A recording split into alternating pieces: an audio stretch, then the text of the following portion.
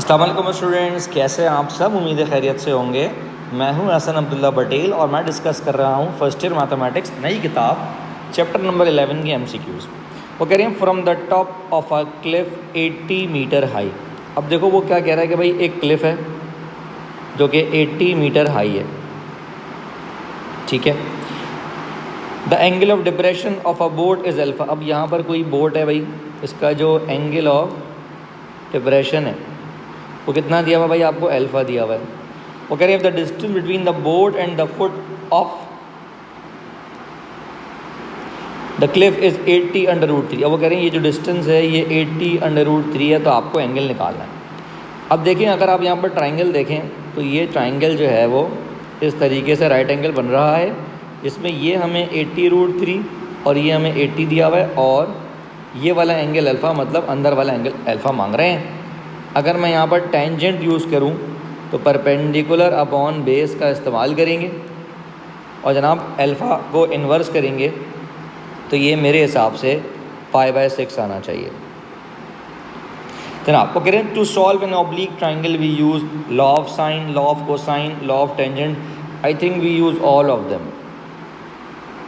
A circle which touches all the sides of a triangle is called. जो सारी की सारी साइड्स को टच करे उसको हम इन सर्किल कहते हैं। इन अ ट्राइंगल बीटा हमें दिया हुआ है 90 degree. B square is equal to C square plus A square minus 2ac cos beta becomes Pythagoras theorem. क्योंकि एंगल हमारे पास 90 डिग्री का है, तो अगर हम 90 डिग्री डाल देंगे तो कॉस 90 वैसे ही 0 हो जाएगा, और जनाब ये हमारे पास पाइथागोरस थ्योरम बन जाएगा। जनाब s minus A S minus C upon A C root के साथ ये फार्मूला होता है जनाब साइन अल्फ़ा बाई 2 का। कॉस गामा बाई 2 होता है जनाब s into S minus C upon A B. ये हमारे पास फार्मूला है जनाब। वो कह रहे हैं in any triangle A B C with usual notations s equals to क्या होता है जनाब a plus b plus c upon 2 होता है। वो कह रहे हैं जनाब s minus b upon s minus A S minus c.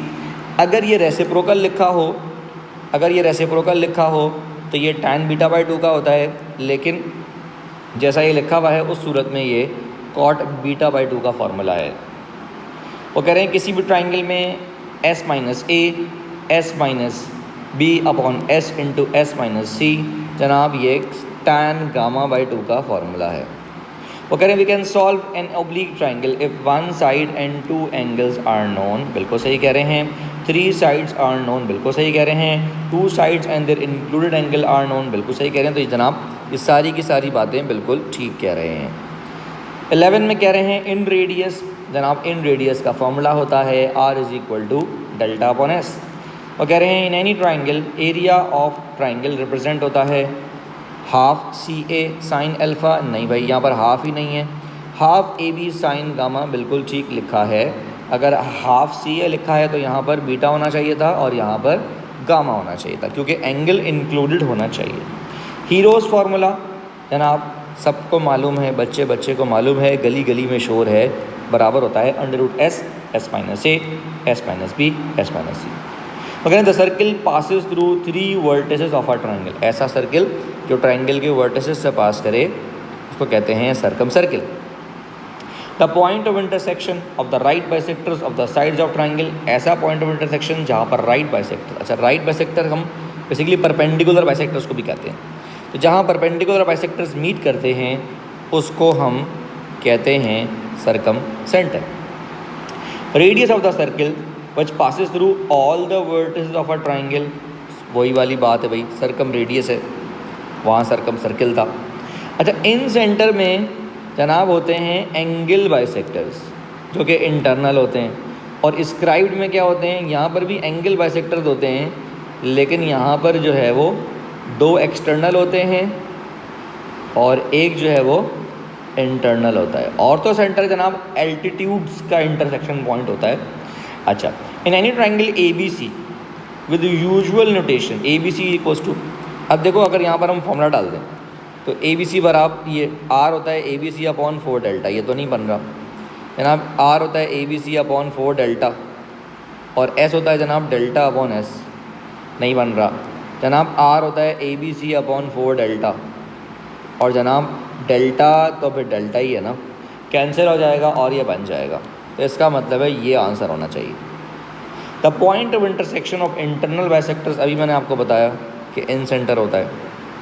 अगर in any equilateral triangle ABC with usual notation R/R1, इनका जो रेशो है जनाब वो 1:2:3 है। ये आपने बुक के अंदर सवाल भी किया है। सर्कम रेडियस का फॉर्मूला पूछ रहे हैं जनाब, कैपिटल R बराबर होता है ABC/4 डेल्टा। तो जनाब ये थे हमारे पास MCQs, जो कि उम्मीद है कि आपको समझ आए होंगे। अभी तक के तमाम तर क्वेश्चन मैं आपको एक्सरसाइज के भी करवा चुका हूँ, MCQs भी मैंने आपको करवाए। उम्मीद है कि आपको समझ आया होगा। मिलते हैं जनाब नेक्स्ट क्लास में। अपना बहुत सारा ख्याल रखिएगा जी। अल्लाह हाफ़िज़। कोई प्रॉब्लम हो तो व्हाट्सएप कीजिएगा या कमेंट कीजिएगा। Thank you. अल्लाह हाफ़िज़।